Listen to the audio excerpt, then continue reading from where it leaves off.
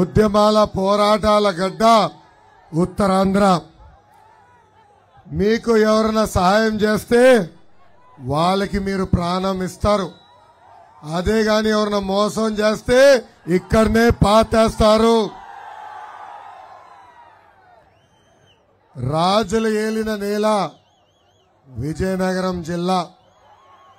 విజయనగరం జిల్లా పేరులోనే విజయం ఉంది. ఇక్కడి నుంచి ఏ కార్యక్రమం ప్రారంభించినా విజయం సాధిస్తాం ఖాయం. పైడి తల్లి అమ్మవారి ఆలయం ఉన్న పుణ్యభూమి ఈ విజయనగరం జిల్లా. మన్యం వీరుడు శ్రీ అల్లూరి సీతారామరాజు గారు నడియాడిన ప్రాంతం ఈ విజయనగరం జిల్లా.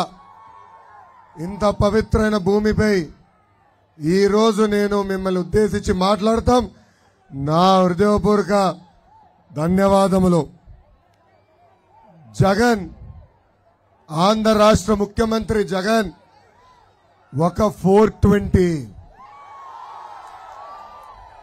ఆయన సలహాదారులు 840లు.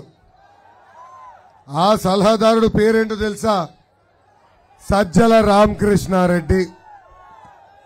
ఇచ్చేదేమో పనికిమాల సలహాలు, కానీ గత 4 సంవత్సరాలు 10 నెలలుగా జీతం కింద 150 కోట్ల రూపాయలు ప్రజాధనాన్ని లూటీ చేసిన వ్యక్తి.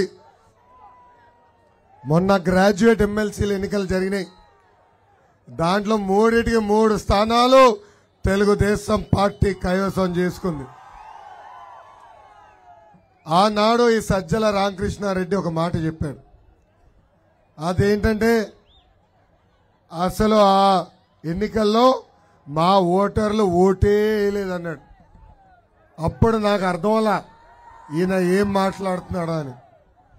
ఇప్పుడు అర్థమైంది, దొంగ ఓట్లు అప్పటికి ఎక్కించలేదు వీళ్ళు అని.